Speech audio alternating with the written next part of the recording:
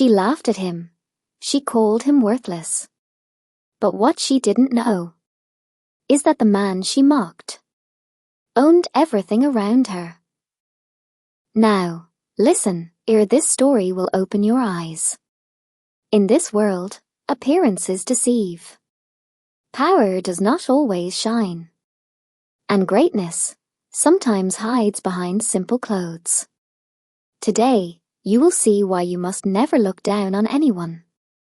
When Grace laughed at the man in the brown, outdated suit, she never knew she was laughing at the very man who signed her employment letter. It was Monday morning, that kind of morning Lagos never handled softly. The traffic was wicked, the sun was already burning with authority, and Grace, the newly employed administrative assistant at the Brenton Group, was late. She dashed into the elevator, panting, clutching her handbag like a rescued child. The elevator was half full, occupied mostly by employees she had never seen before, except for one man in an old brown suit that looked like it had survived the 90s. His shoes were dusty, his tie mismatched, and he held a nylon bag containing what smelled like moi and pap. Grace wrinkled her nose. "God, some people really don't know how to dress," she whispered, just loud enough for the woman beside her to giggle. The man in the brown suit looked up briefly, smiled faintly, and returned his gaze to the elevator doors. He didn't say a word. That silence should have warned her. But Grace was young, beautiful, and still drunk on the illusion of a corporate life. "Sir, if you're coming to an office like this, at least iron your suit," she said sarcastically, pretending to adjust her own jacket. The others chuckled. The man looked at her again, his eyes kind but piercing, and replied softly, "Sometimes, miss, a man's worth isn't written on his sleeves." Grace laughed louder, brushing him off. "Maybe. But in a place like this, looks do matter." The elevator stopped at the 12th floor, and Grace stepped out with confidence. The man remained inside, heading higher. She didn't even notice the floor indicator blinking 15 before the doors closed again. The morning flew by. Grace took selfies at her desk, posted one on Instagram with the caption, "New week, new goals, #corporate queen, #Brenton Group." Her supervisor, Mrs. Tilda, walked past and dropped a stack of files. "Grace, the managing director, is having a meeting this afternoon with all junior staff. Make sure you're there," she said sharply. Grace nodded eagerly. She had heard a lot about the MD, a mysterious man who rarely came to the main building. Rumor said he was humble to a fault, never announced his presence, and often disguised himself just to observe employees. Grace found that story funny. "Who does that in this century?" she laughed to her friend, Lillian, during lunch break. "A whole billionaire CEO hiding like a spy." At exactly 2 p.m., she joined the others in the conference room. The room smelled of freshly brewed coffee and nervous ambition. People murmured about who the MD might be. The door opened quietly, and Mrs. Tilda entered first.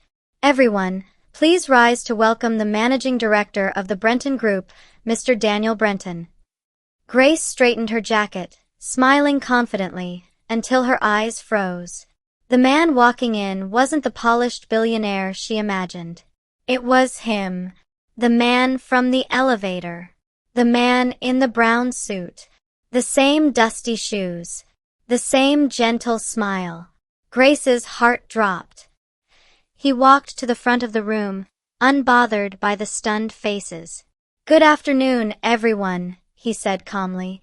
"I apologize for my appearance earlier today. I like to see things for myself, not from behind a polished desk." His eyes rested briefly on Grace, who suddenly wished the ground would open. "Some of you may have seen me this morning," he continued, "perhaps without realizing who I was. But that's the point. I value humility, not appearances. This company thrives because we see people, not just their clothes." The room fell silent. Grace's throat went dry. Every laugh, every mocking whisper echoed in her head. Her fingers trembled slightly as she tried to hide her face behind a notepad. After the meeting, Grace waited behind, hoping for a chance to apologize. As the hall emptied, Mr. Brenton packed his files slowly. "Sir, about earlier," she began nervously. He raised a hand gently. "No need to explain, Miss Grace. Life has a way of teaching us what pride can't." His tone wasn't harsh, it was almost fatherly. That made it hurt more. Grace's eyes glistened. "I'm truly sorry, sir," she whispered. He nodded. "I know. Just make sure next time you see a man in an old suit, you don't mock him. You might be mocking the hands that sign your paycheck." He smiled faintly again, adjusted his worn tie, and walked out. That evening, Grace couldn't eat. She replayed the scene 1,000 times. Her friends messaged her about the meeting, and one text read, "Girl, did you see how humble our MD is? He wore that brown suit like a joke." Grace didn't reply. She felt a deep twist in her chest, shame mixed with admiration. The same man she insulted had shown her the kind of character money couldn't buy. The next morning, she arrived early, determined to prove herself differently. She found Daniel Brenton already at his desk, sipping tea. "Good morning, sir," she said softly. He looked up, smiled warmly, and nodded. "Good morning, Grace. You're early." She smiled shyly, trying to start again, properly this time. He chuckled. "That's how great people begin." And that was the moment something shifted in her. Not attraction, not pity, but respect. Deep, humbling respect for a man whose brown suit had carried more wisdom than her polished heels ever could. Grace thought her apology was enough, until the man she once mocked decided to test her humility in front of everyone. The week after that unforgettable meeting felt like walking on glass for Grace. Every time she heard the sound of Mr. Brenton's footsteps in the corridor, her heartbeat stumbled. She avoided eye contact, spoke only when necessary, and triple-checked her work before submission. But the guilt still clung to her like perfume gone sour. On Friday morning, Mrs. Tilda approached her desk. "Grace, Mr. Brenton requested your presence in his office by 10 a.m., she said. Grace's hands froze mid-typing. "His office," she stammered. "Yes. Don't keep him waiting." Her stomach knotted. She straightened her jacket, smoothed her hair, and whispered a prayer under her breath. When she knocked on his glass door, his calm voice answered, "Come in." The office was breathtaking, simple, yet radiating quiet power. A large window overlooked the city skyline. Mr. Brenton sat behind a sleek mahogany desk, reading a file. That brown suit was gone, replaced with a dark, well-fitted one that accentuated his quiet confidence. "Good morning, sir," Grace greeted. "Good morning, Miss Grace. Please, have a seat." His tone was cordial but unreadable. Grace sat carefully, clutching her notepad like a shield. "I went through the staff progress reports," he began, eyes still on the file. "You're doing quite well for a newcomer. Efficient, detail-oriented." Grace exhaled, relieved. "Thank you, sir. I try my best." He finally looked up. "Good. But effort means little without character. You see, talent opens the door, but humility keeps you in the room." His words hit like gentle thunder. Grace swallowed hard, nodding. "I understand, sir." "I believe you do," he said softly, then leaned forward. "That's why I have a task for you. There's an upcoming company event next week, a staff outreach to the orphanage in Yaba. You'll coordinate it." Grace blinked. "Me? Sir, I've never." "That's why I'm choosing you. You'll learn." She hesitated, then nodded. "Yes, sir. I'll do my best." As she stood to leave, he smiled slightly. "Grace," he called. She turned. "Don't do your best for me. Do it for yourself. Let your actions silence your past words." The following days were chaos wrapped in pressure. Grace had to organize logistics, gather donations, coordinate transportation, and manage volunteers, all while battling her inner fear of failure. Her co-workers doubted her. Some whispered behind her back. "She's just trying to impress the boss," one said. "After embarrassing herself like that, she better," another added. Grace heard them all but said nothing. She poured herself into the task, calling vendors, staying late, even skipping lunch. On the day of the outreach, she arrived at the office before dawn, wearing jeans and a company t-shirt. Trucks were loaded with food, toys, and clothes. Mr. Brenton joined them quietly, dressed in a simple shirt and cap. When they reached the orphanage, the children ran out screaming with joy. Grace's eyes softened. Watching their laughter reminded her of her younger self. The girl who once thought happiness was wearing the most expensive perfume, not seeing a child smile over a new pair of shoes.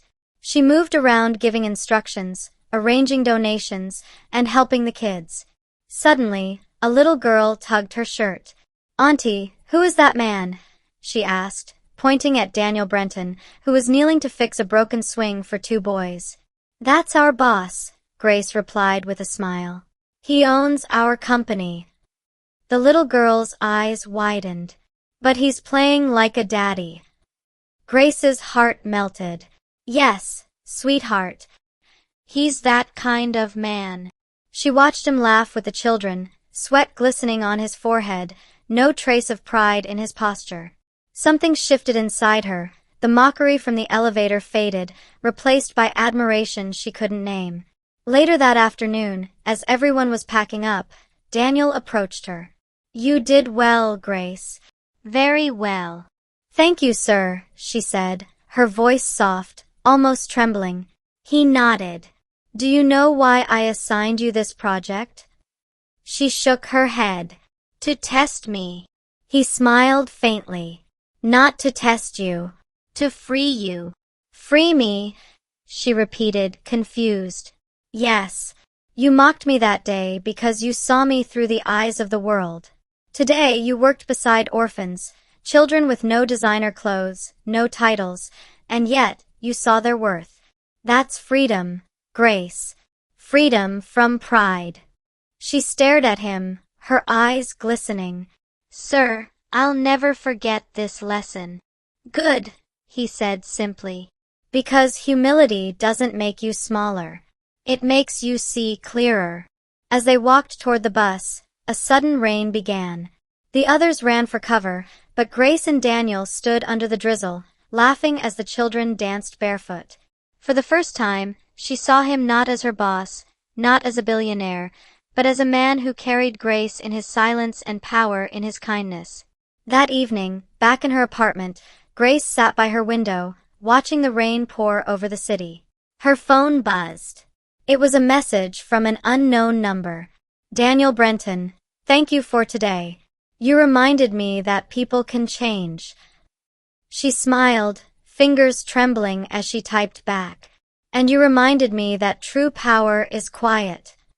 For a long time, she stared at that message thread, her heart stirring with something she couldn't describe.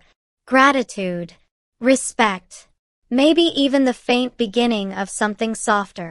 She knew the journey ahead wouldn't be easy, but for the first time, Grace wasn't chasing luxury or admiration. She was chasing growth, and perhaps unknowingly, walking closer to a love story she never saw coming. Grace had promised herself never to fall for her boss, but how do you guard your heart against a man who teaches you what it means to be human? The weeks following the outreach were different. Grace wasn't just an employee anymore. She was becoming a reflection of Daniel's lessons. She smiled more, listened more, and treated even the janitors with warmth. The office noticed her change. Her laughter wasn't proud anymore. It carried humility. Daniel, on the other hand, observed silently. Every morning, he would arrive early, sometimes finding Grace already at her desk, sipping coffee and arranging files. "You beat me again," he'd joke lightly. She would smile shyly, "Trying to keep up with you, sir." Those moments became small threads of connection between them, quiet, unspoken, but powerful. One particular Thursday morning, Daniel called her to his office. "Grace, we're reviewing next quarter's projects." I'd like you to sit in and take notes." She was surprised. "Sir, that's a senior-level meeting." He smiled. "And leadership isn't about level, it's about readiness. You've shown both." She hesitated, then nodded. "Thank you, sir. I won't disappoint." During the meeting, she sat beside him, listening to executives discuss expansion strategies. At one point, Daniel turned to her. "Grace, what do you think about this proposal?" All eyes turned to her. Her heart skipped. "Me? Yes. Speak freely," Daniel said. Grace took a deep breath. "Sir, I think we're focusing too much on cost and forgetting our company's human side. The outreach taught me something. People remember how you treat them more than what you sell to them." There was silence. Then Daniel smiled, a slow, proud smile. "That's a perspective I can stand by." The executives nodded in agreement. For the first time, Grace felt her voice carried value. When the meeting ended, Daniel leaned toward her and said quietly, "That was brave. And brilliant." She smiled, cheeks warm. "Thank you, sir. You gave me the courage." After that day, Grace became his unofficial assistant for major projects. They spent more time together, sometimes in his office late into the evening, discussing reports and strategies over cups of coffee. But somewhere between spreadsheets and laughter, something fragile began to grow. Grace noticed how Daniel's eyes softened when he spoke about his late mother, how he rolled his sleeves when he was deep in thought, how his humility wasn't an act but a lifestyle. And Daniel noticed her too, the sincerity in her new confidence, the quiet beauty in her voice, and the depth of her transformation. One evening, as rain poured again like it had that day at the orphanage, Grace was about to leave when Daniel called out, "Grace, wait. Let the rain calm first." She smiled. "It's just water, sir." He chuckled softly. "That's what people say until they get drenched." They both laughed. Then came a silence, not awkward, but heavy with meaning. She turned to face him. "Sir, may I ask you something personal?" He nodded. "Of course. Why do you still wear that brown suit sometimes? The one from the elevator?" He smiled faintly, eyes distant. "Because it reminds me where I came from. I was once mocked for it by someone I respect deeply." Her cheeks flushed. "Sir, He raised a hand gently. "Grace, that moment changed both of us. Don't apologize anymore. Just live differently. You already are." A week later, the company held a dinner party to celebrate a new partnership. Grace wore a simple blue gown that shimmered softly under the lights, elegant but modest. Daniel arrived later in a black tuxedo, effortlessly graceful. As he entered, whispers spread across the hall. Every woman stared. But his eyes searched only for one face, hers. When their gazes met, Grace looked away quickly, pretending to adjust her dress. He walked over slowly. "You look stunning," he said quietly. She smiled nervously. "Thank you, sir. You clean up pretty well yourself." He laughed, a deep, genuine laugh that made her heart flutter. As the evening went on, Daniel was called on stage to give a speech. His words, as always, were humble yet powerful. But near the end, his tone softened. "Success," he said, "isn't about how high you climb, but how gently you treat those below you. Sometimes the greatest lessons come from mistakes, even mockery. Because grace," he paused, looking directly at her, "has a way of finding us all." The audience clapped. Grace's heart raced. It wasn't just a speech, it was a message. A subtle, public forgiveness wrapped in admiration. After the event, she found him outside by the balcony, staring at the city lights. "You shouldn't be standing alone after a speech like that," she teased softly. He turned, smiling. "I was waiting for someone." "For who?" "For you." The world seemed to pause. The hum of traffic below faded. The night breeze brushed her hair.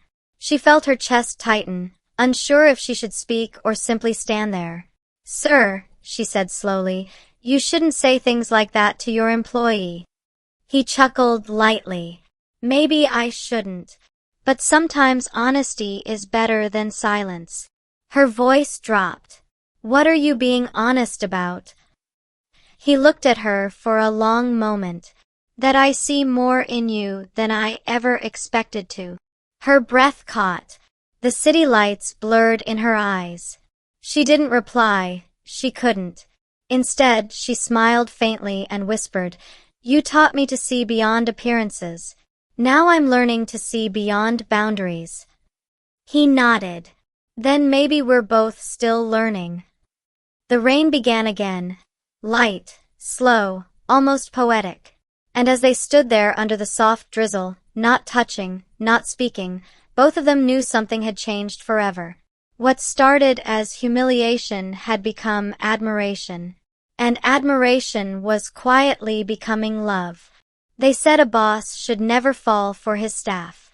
But when hearts start speaking louder than rules, silence becomes impossible.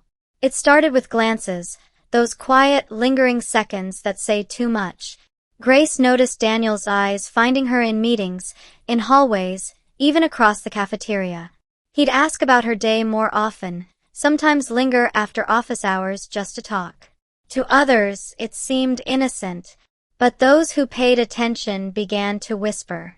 Lillian, Grace's closest friend, cornered her one morning by the water dispenser. "Grace, tell me the truth. Is something going on between you and Mr. Brenton?" Grace's heart skipped.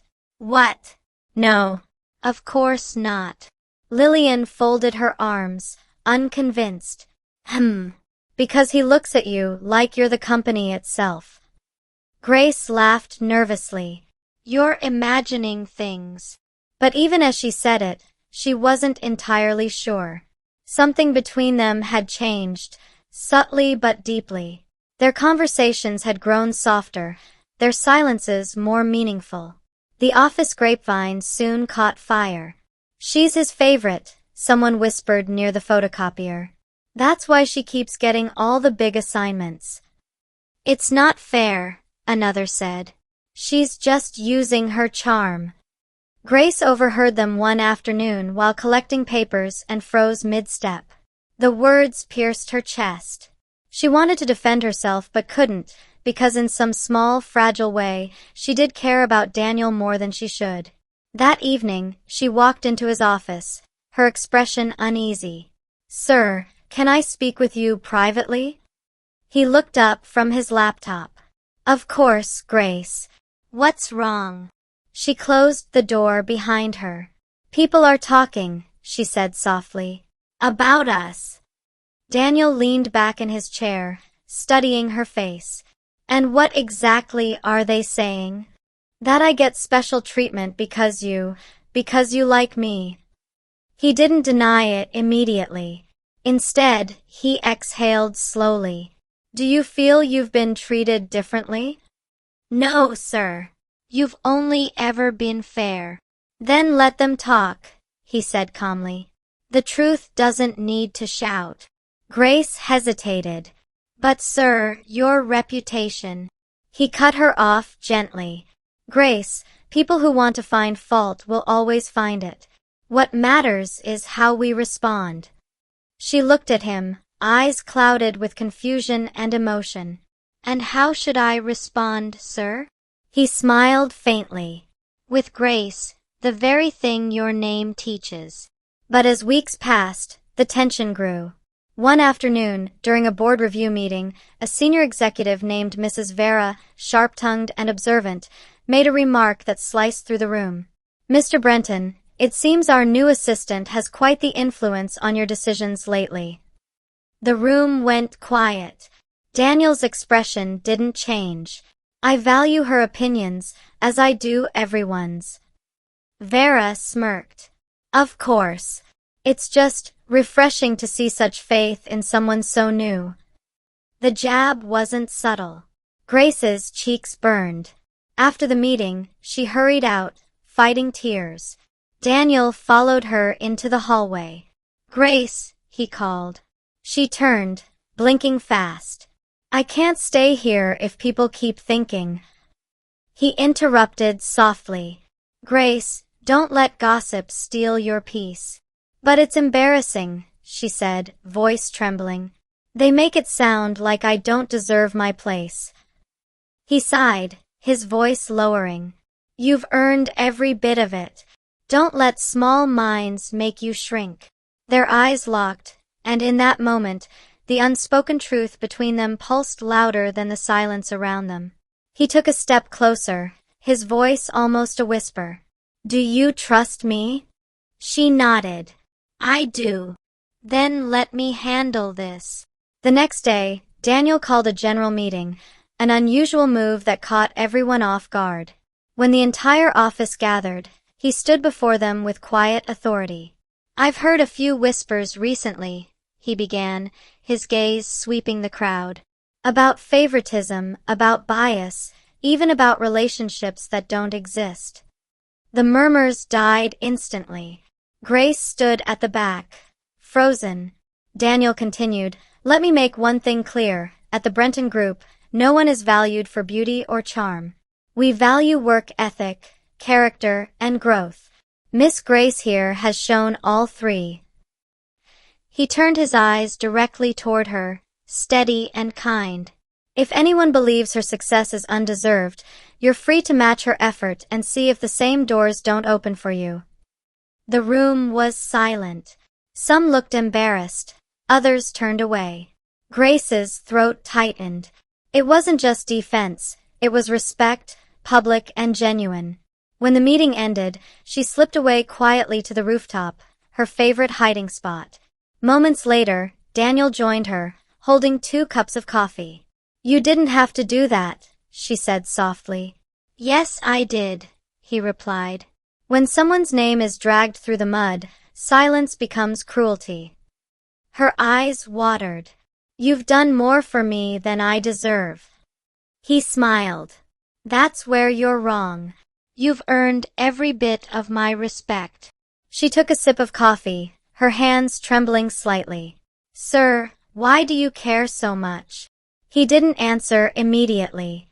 Instead, he looked out at the skyline, then back at her. "Because you remind me of myself when I was younger, trying to prove my worth to people who had already decided I wasn't enough." Grace's heart softened. "You were always enough, sir." He smiled gently. "So are you." But behind that beautiful moment was a quiet storm. The more they tried to keep things professional, the deeper their connection grew. The office began to notice. The way his eyes softened when she entered a room, the way her laughter seemed brighter around him. Even Mrs. Vera started keeping tabs, suspicious and envious. And Grace, though cautious, couldn't deny what she felt anymore. She thought about him even at home. His voice, his kindness, his quiet strength. One evening, she wrote in her diary, "I mocked him once because I saw a man in a brown suit. Now, I see the heart of a man whose kindness could rebuild a city. I don't know what this is between us, but it feels too real to ignore." At the same time, Daniel wrestled with his own emotions. He'd sit at his desk after hours, staring at her personnel file, not as a boss, but as a man realizing he cared too much. He knew the risk, the potential scandal, but he also knew that what he felt wasn't a passing admiration. It was something deeper, purer, something that had grown out of respect. That night, he sent her a message. "Daniel Brenton, if I asked you to have dinner with me, not as your boss, but as a man, would you say yes?" Grace stared at the message for a long time, her heart pounding like a drum. Then she typed back slowly, her fingers trembling. "Yes, but only if it's somewhere quiet, where no one can misunderstand what's beginning between us."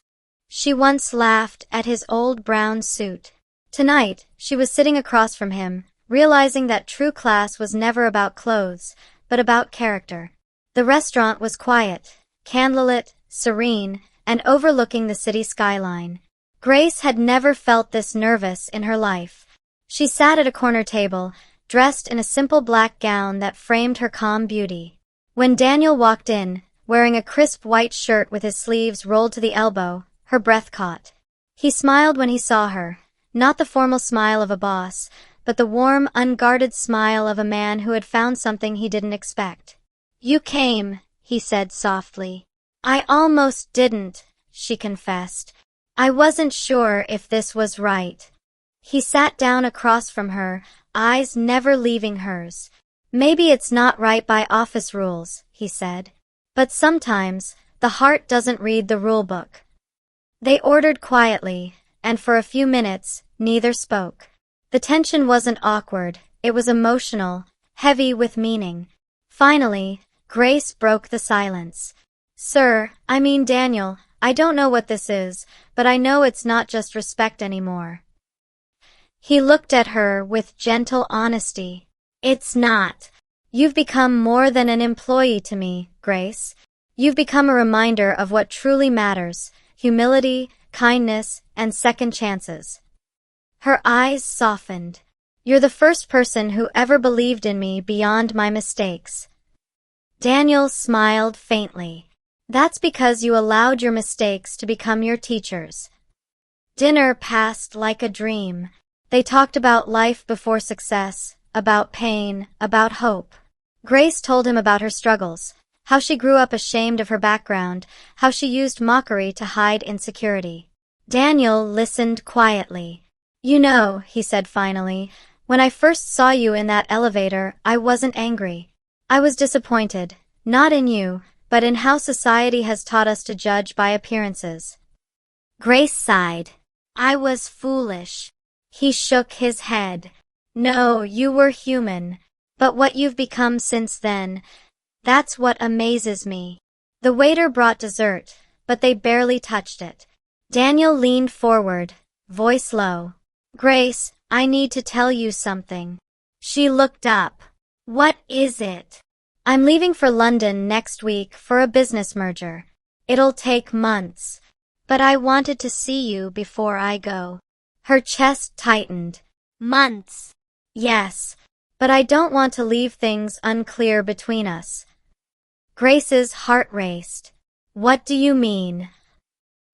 He hesitated, then reached across the table, not touching her hand but letting his words bridge the gap. "I mean that I care for you deeply. I don't expect an answer now. I just need you to know." Grace felt tears sting her eyes. "Daniel, you've changed how I see everything.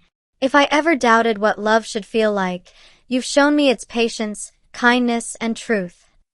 He smiled softly. "Then promise me one thing. Don't ever lose that humility. It's what makes you shine brighter than gold." She nodded, wiping a tear. "And promise me you'll come back." "I will," he said. "Some things, some people, are worth returning for." When they walked out of the restaurant, the night air was cool and gentle. The city lights shimmered like scattered stars below. Daniel opened the car door for her, still the same gentleman who once stood quietly in a brown suit, mocked but unmoved. Grace turned to him before entering. "You know," she said softly, "I used to think class was about fashion. But tonight, I realized class is about compassion." He chuckled, eyes warm. "And I used to think forgiveness was difficult. Until I met you."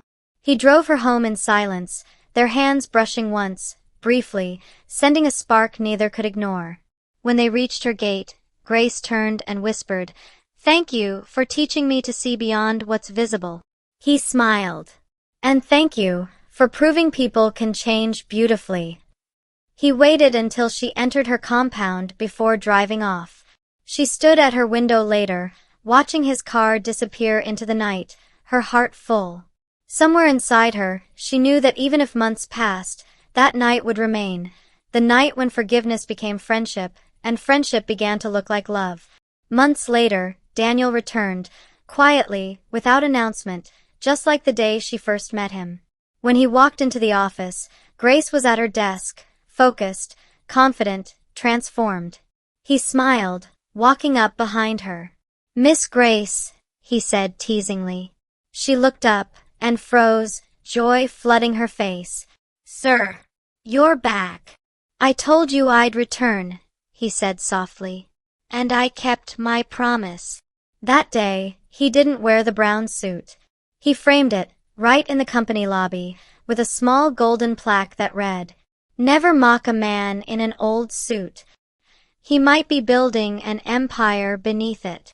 The staff gathered around, touched by the story he finally shared publicly.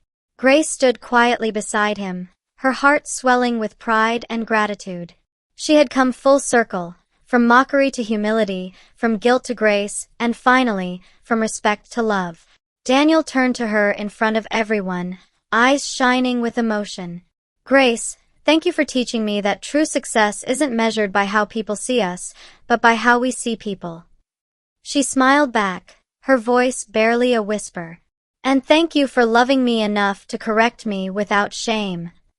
As applause filled the room, Daniel reached for her hand gently, and the story that began with mockery ended with meaning, a story that reminded everyone that kindness will always wear better than any designer suit. Thought balloon moral of the story. Never judge anyone by their appearance. Behind the simplest clothes might hide the richest heart, and behind the humblest soul could live the most powerful story. True greatness never shouts, it simply shows. Clapperboard if you enjoyed this story, don't just scroll away, show some love.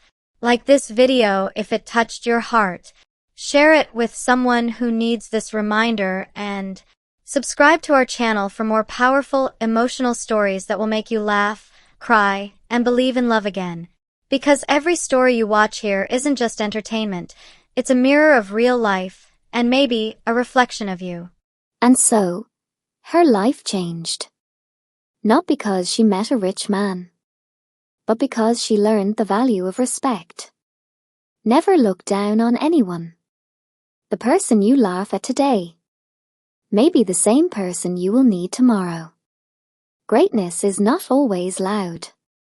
Sometimes, it sits quietly, watching who deserves to sit beside it. If this story touched your heart, please take 1 second to like this video, subscribe to the channel, and share it with someone who needs this reminder today. Thank you for watching. See you in the next story.